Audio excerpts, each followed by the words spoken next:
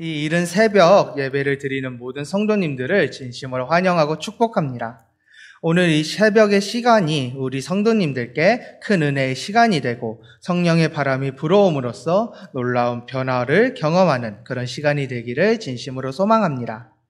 오늘의 본문에서는요, 사울 왕의 악행으로 하나님께 이제 버림을 받게 되고 새롭게 왕이 될 자에게 기름을 붓기 위하여 사무엘이 이새의 집으로 방문하게 되는 이야기가 기록되어 있습니다. 무척이나 유명한 말씀이지요. 성도님들께서는 이미 사울을 대신할 새로운 이스라엘 왕이 누군지 알고 계실 것입니다. 네, 바로 다윗이지요. 다윗은요, 이새의 막내 아들이었고요. 사무엘에게 기름 부음을 받아서 사울의 뒤를 이어 이스라엘의 왕으로 세워지게 되는 인물이었습니다. 이러한 다윗은요, 이스라엘의 왕으로서 완벽한 왕이라고는 할 수 없었습니다. 그는 왕으로서 저지른 죄악이나 실수가 있었습니다. 대표적으로요, 자신의 부하였던 우리아를 죽이고 그의 아내였던 밧세바를 자신의 아내로 삼았던 일이라든가, 하나님을 의지하지 아니하고 인구조사를 한 그런 죄악 등 다윗은 완벽한 왕이라고는 할 수 없을 것입니다.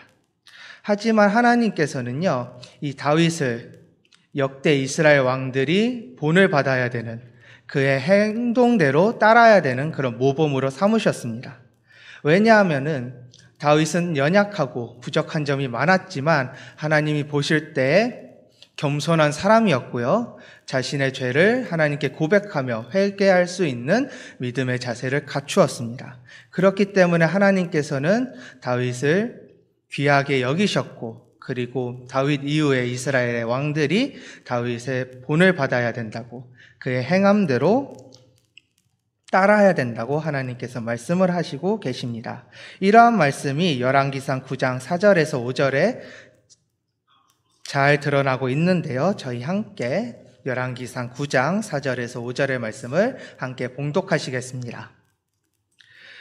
내가 만일 내 아버지 다윗이 행함같이 마음을 온전히 하고 바르게 하여 내 앞에서 행하며 내가 내게 명령한 대로 온갖 일에 순종하여 내 법도와 율례를 지키면 내가 내 아버지 다윗에게 말하기를 이스라엘의 왕위에 오를 사람이 내게서 끊어지지 아니하리라 한대로 내 이스라엘의 왕위를 영원히 견고하게 하려니와. 아멘. 하나님께서는 솔로몬에게 내가 내 아버지 다윗과 같이 행동한다면 그의 왕위를 영원히 견고하게 하겠다고 말씀을 하고 계십니다. 이 말씀을 통해 알 수 있듯이 다윗은요, 이스라엘의 왕들이 본받아야 되는 모범으로서 하나님께서 기뻐하시는 신앙의 자세를 갖춘 인물로서 하나님께 이제 소개되고 있다는 사실을 알 수 있습니다. 그런데 이렇게 역대 이스라엘의 왕에게 모범이 되고 하나님께서 기뻐하시는 신앙의 자세를 갖추었던 이 다윗은요, 저희가 상상했던 것보다는 불우했던 유년 시절을 보냈다고 합니다. 다윗은요, 이스라엘 왕으로서 많은 업적을 세웠고요, 하나님께서 기뻐하시는 삶을 살아갔던 인물이지만 그가 어렸을 적에는 저희가 상상하는 것보다도 너무나도 불우한 삶을 살았다고 합니다. 이러한 다윗의 불우했던 소년 시절을 이해하기 위해서는요, 당시 시대 때 어린 아이들에 대한 사람들의 이해에 대해서 저희가 생각을 해봐야 됩니다. 오늘날에는요, 어린이라고 하면은 저희가 이제 보호해야 되는 대상이고요, 앞으로 저희 나라의 미래를 이끌어갈 작은 새싹으로서 여겨지고 있습니다. 그렇기 때문에 어린이들은요, 저희가 보호해야 될 대상이고요, 잘 자라날 수 있도록 잘 가르쳐야 되는 대상으로서 이해되고 있습니다. 하지만 다윗이 살아가던 그 당시에는요, 어린아이들은 어른들에게 골칫덩이 그 자체였습니다. 왜냐하면 당시 시대는 농업사회로서 노동력, 특히 성인 남성의 힘이 무척이나 중요하던 시대였습니다.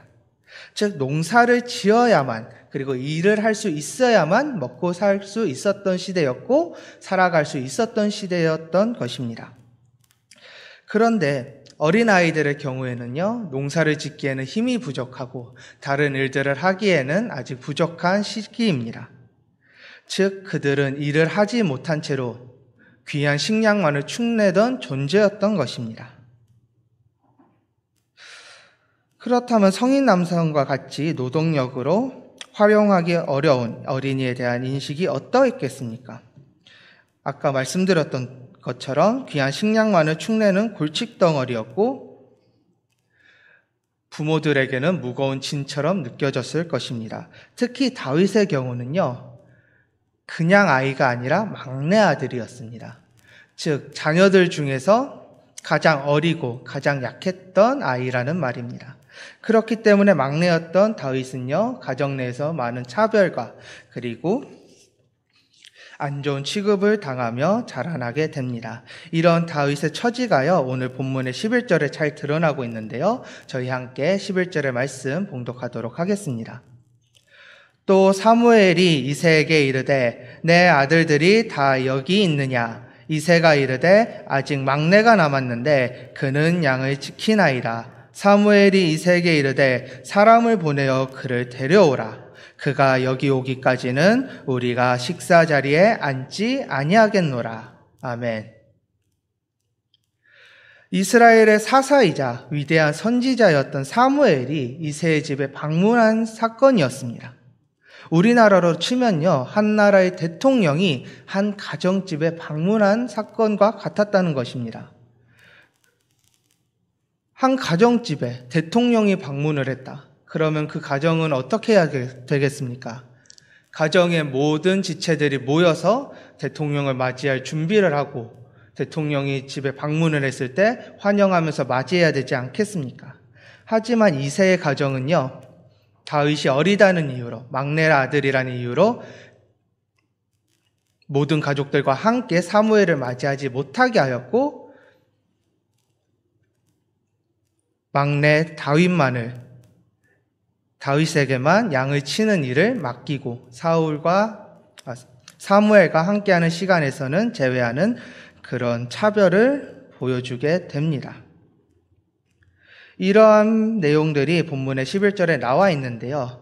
이 사실 하나만 보더라도 당시 이스라엘에서 그리고 당시 다윗이 살아가는 시대에서 막내의 지위가 얼마나 낮았는지 그리고 얼마나 많은 차별을 받았는지를 알 수 있습니다. 그런데 사무엘이 이새의 집에 방문하였을 때 기름 부음을 받았던 인물이 누구였습니까? 가정 내에서 차별을 받고 막내라고 무시를 당했던 다윗이었습니다. 사무엘은요, 처음 이새의 집에 방문했을 때는 이새의 장자였던 엘리압이 하나님께서 택하신 새로운 왕이라고 생각했습니다. 왜냐하면 겉모습을 볼 때 그의 용모가 훌륭했고 왕으로서 부족함이 없었기 때문입니다. 하지만 하나님께서는 그 엘리압이 아니라 막내였던 이새의 가정에서 차별을 받았던 다윗을 왕으로 세우고 계십니다. 그 이유가 오늘의 본문 사무엘상 16장 7절에서 정확하게 나타나 있는데요. 사무엘상 16장 7절의 말씀을 저희가 함께 봉독하시겠습니다. 여호와께서 사무엘에게 이르시되 그의 용모와 키를 보지 말라. 내가 이미 그를 버렸노라. 내가 보는 것은 사람과 같지 아니하니 사람은 외모를 보거니와 나 여호와는 중심을 보느니라 하시더라. 아멘. 하나님께서 엘리압이 아니라 다윗을 택하신 이유는요, 겉으로 드러난 모습이 아니라, 겉으로 드러난 능력이 아니라 그 중심을 보시기 때문이라고 말씀을 하고 계십니다. 이 말씀이 무엇을 의미합니까? 단순히 능력이 있고 뛰어난 외모를 지녔으며 훌륭해 보이는 사람들을 사용하신다는 뜻이 아닙니다. 오히려 보잘것없고 부족해 보이며 한없이 모자라 보여서 선택받지 못할 사람이더라도 하나님께서 보시기에 적합한 사람이라면은 부족한 사람조차도 하나님의 일꾼으로 사용하신다는 뜻입니다. 그렇게 하나님께서는요, 훌륭한 인물로 보였던 엘리압이 아니라 골칫덩이였던 막내 아들인 다윗을 이스라엘의 새로운 왕으로 선택하게 되신 것입니다. 하나님께서는요, 그분의 계획을 실현하실 때 능력이 뛰어나거나 훌륭한 인물만을 그 일꾼으로 사용하시지 않으십니다. 오히려 부족하고 모자르며 억눌린 이들을 주님의 일꾼으로 사용하십니다. 오늘 본문에 등장하는 막내 다윗도 그러하였습니다. 그리고 또한 이스라엘의 지도자였던 모세조차도 이집트의 왕자라는 뛰어난 지위를 가졌을 때가 아니라 일개 목자가 되었을 때 하나님께서 부르셨습니다. 그리고 사사기에 등장하는 기드온도요, 므낫세 지파 중에서 가장 작은 집안의 가장 작은 자라고 성경에서는 기록이 되고 있습니다. 이러한 인물들을 보았을 때도요, 하나님께서는 결코 뛰어난 자들만을 사용하지 않으십니다. 부족하고 모자르고 나약해 보이지만 그런 사람들까지도 하나님께서는 일꾼으로 사용하고 계십니다. 그리고 이렇게 부족한 사람들을 일꾼으로 사용하시는 그 이유가 사사기 7장 2절에 잘 드러나고 있는데요. 이 말씀 제가 봉독해 드리도록 하겠습니다. 여호와께서 기드온에게 이르시되 너를 따르는 백성이 너무 많은즉 내가 그들의 손에 미디안 사람을 넘겨주지 아니하리니 이는 이스라엘이 나를 거슬러 스스로 자랑하기를 내 손이 나를 구원하였다 할까 함이니라. 아멘. 하나님께서는요, 3만의 병력이 모였던 기드온의 군대 숫자를 줄이셨습니다. 3만이 너무 많다면서 그 숫자를 300명으로 줄여버리셨지요. 왜 겨우 300명의 병력으로 싸우게 하셨습니까? 그 이유는 3만의 병력으로 미디안과 싸워 이겼을 때 이스라엘 사람들이 교만하여 이 승리가 하나님의 도우심이 아닌 자신들의 능력으로 이뤄낸 기적이라고 여길 것이기 때문에 하나님께서는 300명의 병력을 가지고 미디안과 싸우게 하신 것입니다. 결코 이루어질 수 없는 불가능한 일을 이루어내심으로써 이 사건이 하나님의 능력으로, 하나님의 인도하심으로 이루어졌음을 분명히 나타내시기 위하여 300명이라는 적은 인원을 선택하신 것입니다. 이 말씀을 통해서 저희가 알 수 있는 것은요, 아무리 하나님께서 인도하시고 하나님의 도우심으로 어떠한 기적을 이루고 그리고 뛰어난 업적을 이루었다 하더라도요, 저희들은 그 사실을 쉽게 잊어버리는 나약한 인간입니다.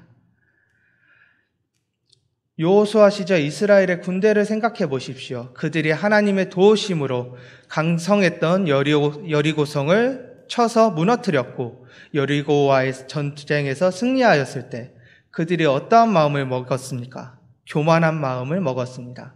그 여리고성과의 싸움이 자신들의 능력, 자신들의 힘으로 이겨냈다는 착각에 빠져서 그 다음의 전쟁인 아이성과의 전쟁에서 자신들의 판단대로 하나님께 기도하지 않은 상태에서 전쟁을 치르게 됩니다. 그리고 그 결과가 어떻게 됩니까? 아이성에 처참하게 깨져서 치욕스러운 패배를 맞이하게 됩니다. 이렇듯 저희들은요, 너무나도 나약한 인간이기 때문에 어떠한 일을 행하였을 때 그 일이 나의 능력으로 이루어낸 일이다, 이렇게 쉽게 착각하게 됩니다. 그렇기 때문에 저희는 기도함으로써 하나님을 더욱더 의지해야 되고요, 이러한 교만한 마음을 갖지 않도록 매 순간 하나님께 기도함으로써 나아가야 된다는 것입니다. 사랑하는 성도 여러분, 부디 겸손함으로써 하나님의 부르심에 응답하시길 바랍니다. 내가 능력이 있어서 하나님께서 부르시는 것이 아닙니다. 내가 뛰어나서 하나님이 저희를 선택한 것이 아닙니다. 나는 아직 부족하고 그렇게 더욱 하나님을 의지해야 된다. 하나님을 전적으로 의지하지 않고는 나는 아무것도 할 수 없다. 이러한 겸손한 마음을 가지고 하나님의 부르심에 응답하시기를 바랍니다.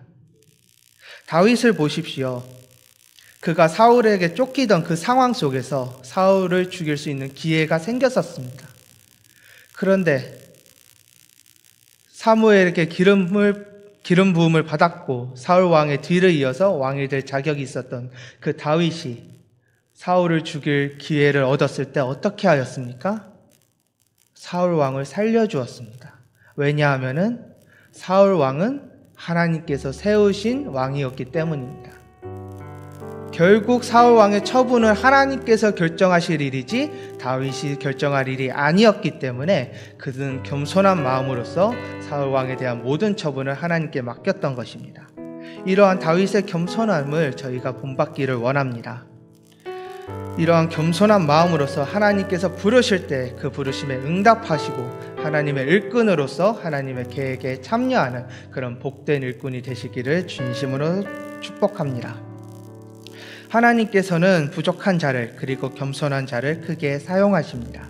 겸손함으로써 하나님의 크신 계획에 참여하는 복된 일꾼이 되시기를, 그런 갈릴리 교회가 되기를 진심으로 소망합니다.